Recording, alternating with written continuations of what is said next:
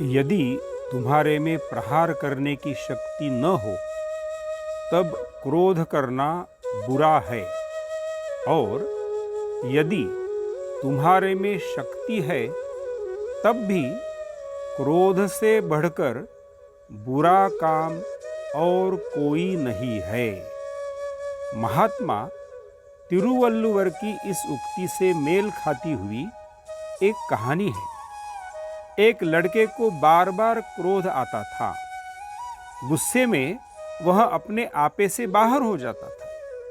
इस दौरान किसी को मारना, पीटना, गालियां बकना, किसी को वस्तु को पटक देना या फेंक देना उस बालक के लिए सामान्य बात थी। घर वाले, मित्र तथा पड़ोसी सब परेशान थे। परेशान वह स्वयं भी था, लेकिन आदत से लाचार था। एक दिन एक महात्मा जी उनके मोहल्ले के मंदिर में आए। वहां उन्होंने चातुर्मास व्यतीत करने का मानस बनाया। वह लड़का एवं उसका परिवार महात्मा जी के पास सत्संग के लिए जाने लगा।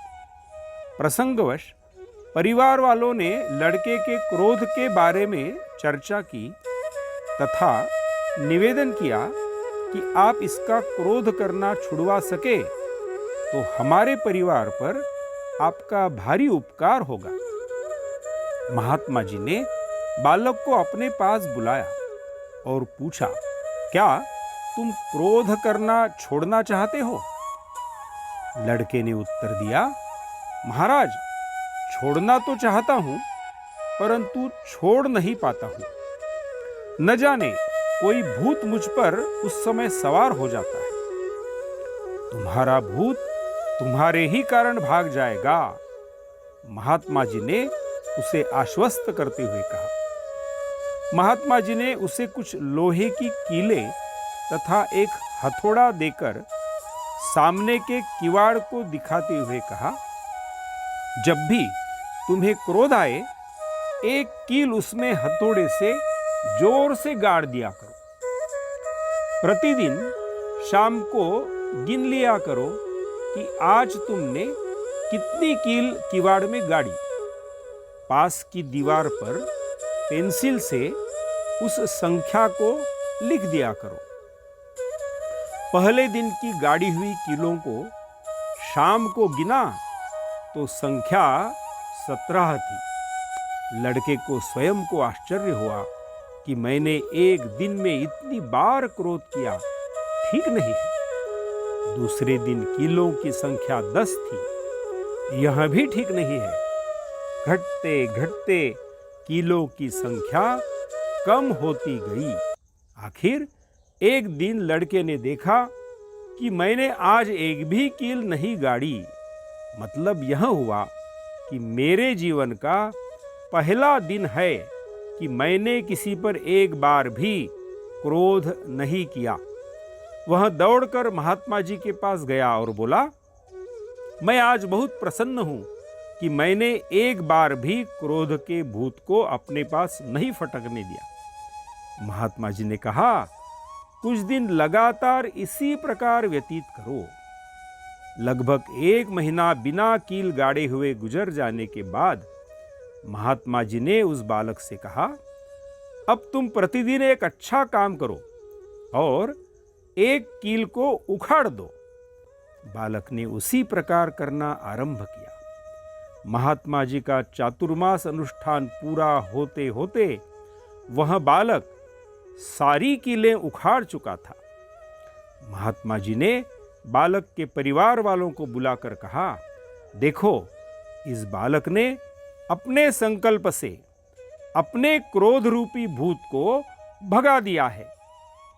बालक के सिर पर हाथ फिराते हुए बोले, बेटा, भले ही तुमने अच्छे काम करके कीलों को उखाड़ दिया, किंतु उनके निशान अब भी किवाड़ों में मौजूद है। इसलिए भविष्य में किसी पर क्रोध के प्रहार मत करना। श्रद्धा जीवन का आधार। मां ने जल्दी प्रातः अपने पुत्र को जगाया और कहा, बेटा, अब तुम सयाने हो गए हो। अब तुम्हें स्वयं सूर्योदय से पूर्व उठना चाहिए। स्नानादि से निवृत्त होकर भगवान को प्रणाम करने के पश्चात नित्य तुलसी के पौधे को जल से सींचा करो। भगवान और तुलसी की उपासना हमारे कुल की परंपरा रही है। लड़के ने कहा, मेरे समझ में नहीं आई आपकी बात। तुलसी तो पेड़ है, पेड़ों की भी कोई पूजा की जाती है? व्यर्थ समय गंवाने का क्या मतलब है? श्रद्धा के साथ पूजा करने का बहुत लाभ है बेटा। हमारे जीवन में जो विकास और बौद्धिकता है, उसका आधार श्रद्धा ही है। विकसित होते होते श्रद्धा भाव सघन होता है। सघन श्रद्धा से व्यक्ति महान कर्म करता हुआ स्वयं महान हो जाता है। इसलिए हम प्रकृति और पर्यावरण की रक्षा का कार्य भी करते हैं। साथ ही प्रकृति विज्ञानी श्री जगदीश चंद्र बसु ने अपने प्रयोगों से सिद्ध कर दिया है कि पेड़ पौधों में भी जीवन है और वे भी हमारे भावों के अनुसार अपनी प्रतिक्रिया व्यक्त करते हैं। जानते हो बच्चों, वह माँ और बेटा कौन थे? बेटा था विनोबा भावे, भारत के वर्तमान युग के श्रेष्ठ चिंतक। उन्होंने अपनी माँ की सीख का अक्षरशः पालन किया था। माँ की शिक्षा के पालन का प्रमाण पूरे देश के सामने है। अनेक श्रेष्ठ ग्रंथ, ऋग्वेद जैसे ग्रंथ पर उनका भाष्य, संगच्छध्वम संवदध्वम संवो मनांसि जानामि पर उनका भाष्य पढ़ने लायक है। मुख का संयम। भगवान ने मानव को 2 आंखें, 2 कान, 2 नाक, 2 हाथ, 2 पांव दिए हैं, लेकिन मुख एक ही दिया है। इसके पीछे प्रभु का एक रहस्यमय और उपकारी संदेश छिपा हुआ है। दोनों आंखों से अच्छा देखो, 2 नाक है इसलिए भरपूर प्राणवायु ग्रहण करो। कान 2 है, भला सुनो। दोनों हाथों से खूब कमाई करो और उस कमाई को अपने जीवन निर्वाह और परिवार पालन के पश्चात परोपकार में दोनों ही हाथों से लगाओ। जो जल बाढ़े नाव में, घर में बाढ़े दाम। 2 हाथ उलीचिए, यही सज्जन को काम। 2 पांव देकर भगवान ने संदेश दिया है कि प्रगति के पथ पर मंजिल पाने तक दोनों पांव से मजबूती से बढ़ते रहो। आवश्यकता पड़ने पर किसी की मदद के लिए दोनों पांव से दौड़ कर जाओ। मनुष्य को एक मुख देकर उसके निमित्त 2 काम दिए हैं, बोलना और खाना। प्रभु की अचरज में डाल देने वाली कृपा को देखिए कि आंखें, कान, नाक, हाथ, पांव आदि स्वतः खुले रहते हैं, हर समय खुले रहते हैं। इन्हें प्रयास पूर्वक बंद करना पड़ता है, परंतु मुख हमेशा स्वभाव से ही बंद रहता है। इसे तो प्रयत्न से खोला जाता है। बोलने या खाने का कार्य समाप्त होते ही फिर बंद हो जाता है। अप्रत्यक्ष रूप से स्पष्ट निर्देश है कि इन दोनों ही कार्यों में संयम रखना चाहिए। खाने में संयम रखा तो स्वास्थ्य सुंदर होगा, जीवन सुंदर होगा, आयु लंबी होगी।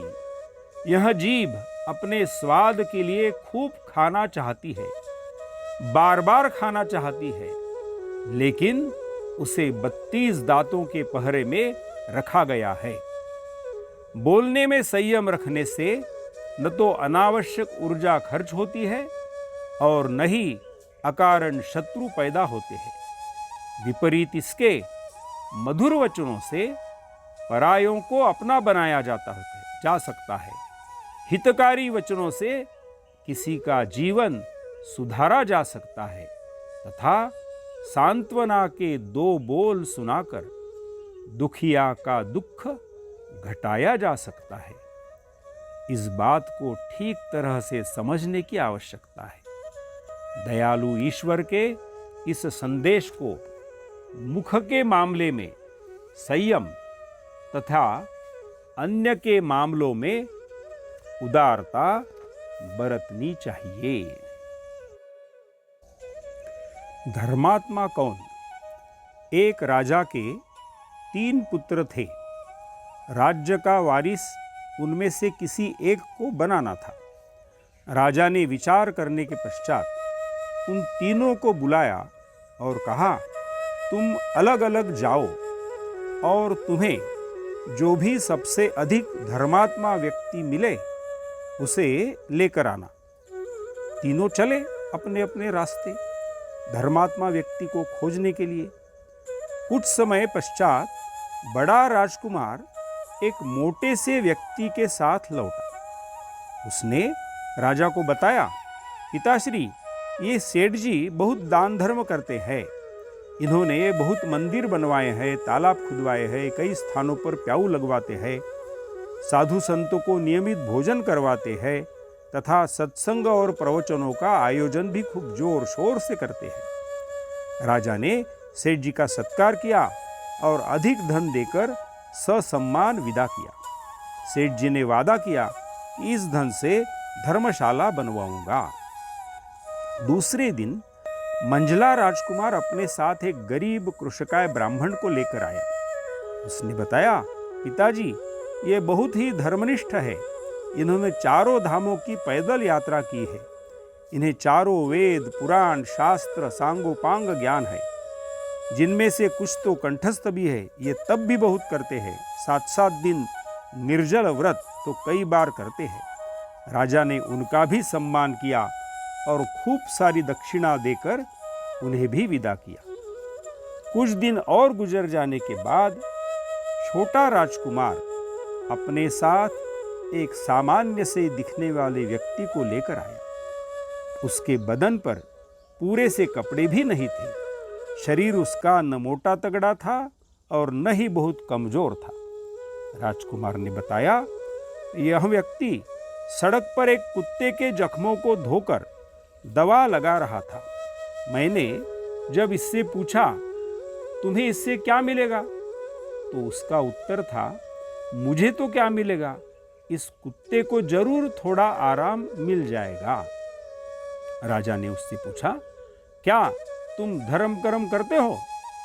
उस आदमी ने कहा, महाराज, मैं किसान हूं, अनपढ़ हूं, धर्म कर्म के बारे में कुछ भी नहीं जानता। हाँ, कोई जरूरतमंद दिखे तो यथासंभव मदद कर देता हूं। कोई बीमार हो तो उसकी सेवा कर देता हूं। कोई मांगे तो अपने अनाज में से थोड़ा अनाज भी दे देता हूं। राजा ने कहा, कुछ पाने की आस रखे बिना दूसरे की भलाई करना ही धर्म है। छोटे राजकुमार के चयन से संतुष्ट राजा ने उसे अपना उत्तराधिकारी घोषित कर दिया।